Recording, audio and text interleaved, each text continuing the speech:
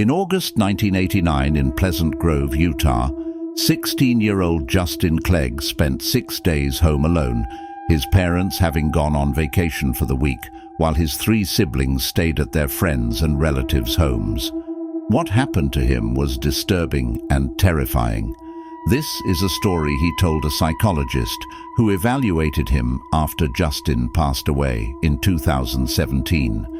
His family decided to release the progress notes taken by the psychologist. Monday, August 14th. I was excited to be alone for the week, the whole house to myself and access to a car. It took some doing, but I talked my parents into letting me stay there by myself. Never again. It was summer vacation, so I woke up late that first morning alone, about 9 a.m. I think my parents had left for the airport very early that morning, dropping my 2 sisters and brother off at their friends' and cousins' houses along the way. It started out like a typical summer day for me. Wake up, eat breakfast, lounge around for a while, then decide what I was going to do that day. A few hours later, I called up my friends to see if they wanted to hang out. After talking to them for a bit, we decided to catch the 7 p.m. movie that night. I don't even remember the movie we watched, but I clearly remember everything that happened when I came home. Like normal, I pulled the car into the garage, got out, and proceeded to walk up the steps and open the door that led to the mudroom. To my left, leading down to the basement, were my sister's rooms, and to my right was a laundry room. As I opened the door, casually walking in, I remember freezing in place, stunned with fear. Coming from the basement was the sound of blurring radio static, along with a strange, deep voice I couldn't understand. I assumed it was coming from my sister's stereo, which I knew without a doubt was turned off when I left. I immediately turned around, ran back into the garage, jumped into the car, and sped out of there as fast as I could. My first thought was someone had broken into the house and was downstairs. I quickly decided to go to the nearest payphone and call the police. After calling the police, I drove to the nearby church and waited for the officers to arrive. As soon as I saw the police car pass the church, I started up the car and began to follow them to my house. On the street, I parked the car and approached the police. They asked me if I was Justin, to which I replied that I was. They asked me to tell them what was going on, so I explained that I had just gotten home from watching a movie with my friends. Upon entering the house, I could hear what sounded like radio static, along with a strange voice coming from the basement, most likely from my oldest sister's room, as she was the one with the stereo. I told them I knew for a fact it was not on when I left the house earlier that evening, and I was worried someone had broken in. They told me to wait outside while they searched the house. I opened the garage door and watched them as they took out their weapons and flashlights and walked into the house through the same door I had gone through. Since I was still scared, I got in the car and locked the doors while waiting. Before getting into the car, I checked the back seat through the window to make sure no one was back there, hiding, waiting for me. I'm not sure exactly how long the police officer searched the house, but I'd say about 15 to 20 minutes. As I waited, I kept looking behind me, expecting there to be someone in the back seat or someone approaching the car. I breathed a sigh of relief when I saw the officers come out. They looked like they were laughing, which helped set my mind at ease. It must mean they found nothing, and everything was safe. The officer began tapping my car's window with his flashlight. As I rolled it down, he said, "Everything is fine, young man." The radio was on in the basement, so we turned it off. It was probably just a glitch with the stereo. Call us if you need anything else, but it's safe to go inside. We checked every inch of the house. As I watched them pull away, I remember thinking I should go stay at my cousin's house for the week. They were only 10 minutes away. I ultimately decided I was just being a wimp and really wanted to enjoy my week alone, being that it was rare I ever got time to myself like this. Tuesday, August 15th. I woke up feeling like crap that morning because I didn't sleep much, if at all, none that I could remember anyway. Every little sound I heard made me jump. It was a long night. As I made my way towards the kitchen, I paused at the top of the stairs that led down to my sister's rooms. A chill went up my spine, and an eerie feeling overcame me as I stood there, looking down the dark stairwell. I noted how completely silent the house was. Part of me was wishing I had, in fact, gone to my cousin's house last night. After eating breakfast, I decided to go back to bed to see if I could get rid of the headache that had come on during breakfast. Must be lack of sleep, I thought. I think I'd been asleep for a few hours when I thought I heard something whisper my name. Then the Walkman in my room suddenly turned on. It was very loud, even though it was a few feet away. I heard the strange, deep voice again. I immediately sat up and backed into the corner of my bed. After that, I don't remember anything from that day except for much later. I remember opening my eyes, and I was sitting on the couch, staring at the TV. It was already dark outside, which meant it was late into the evening. It took me a few minutes to get my bearings. I was so confused and felt like I was in a dreamlike state. What happened to my day? I thought to myself. I got up from the couch, ate something, then went upstairs and went back to bed. Wednesday, August 16th. When I woke up that morning, I was standing in my sister's room, staring at the stereo.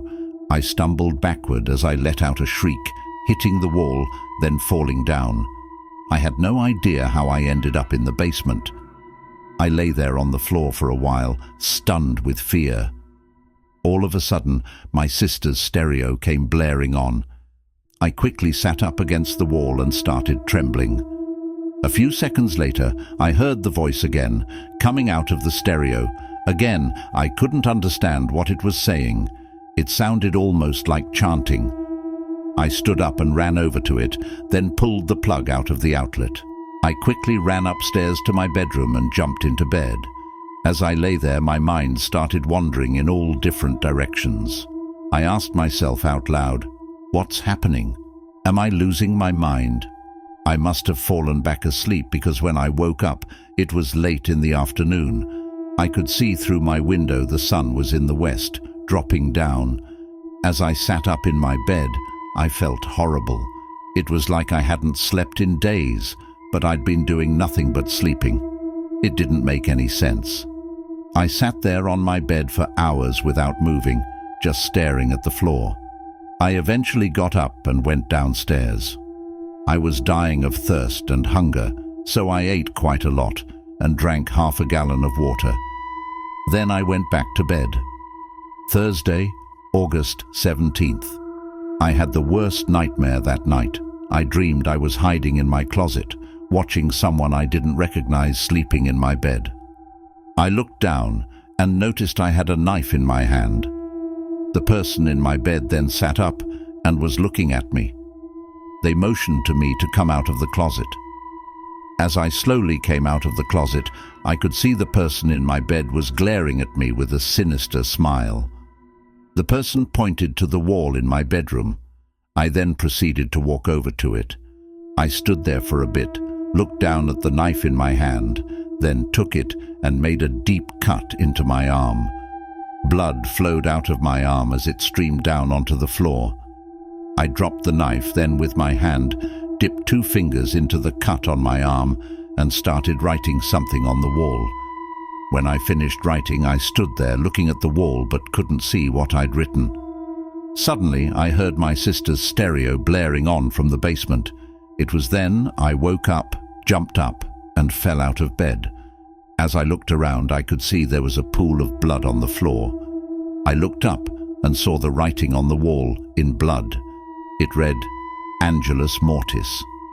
I screamed out loud, "What the hell is going on?"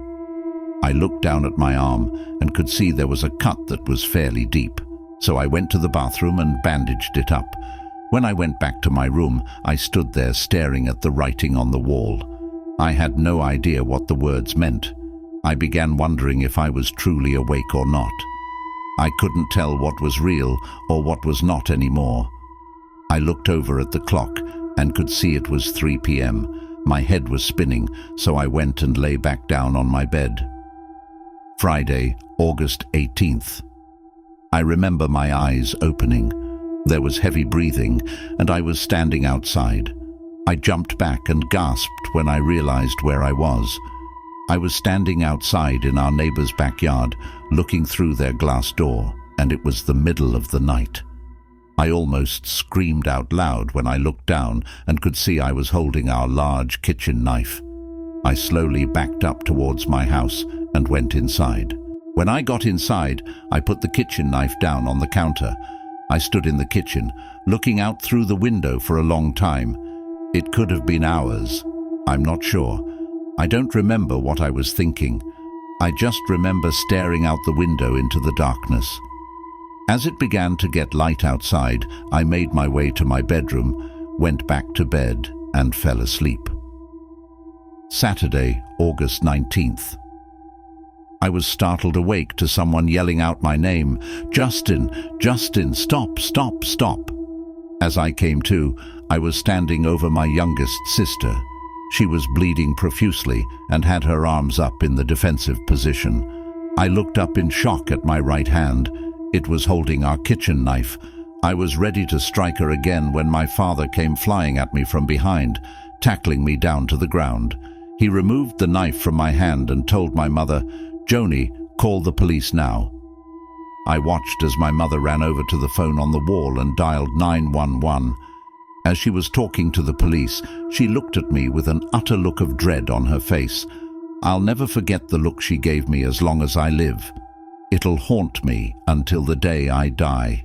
The 2 police officers who'd come to our home earlier in the week arrested me and took me to jail.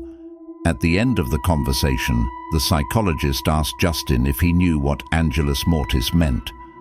Justin's response was, in Latin, "Angel of Death."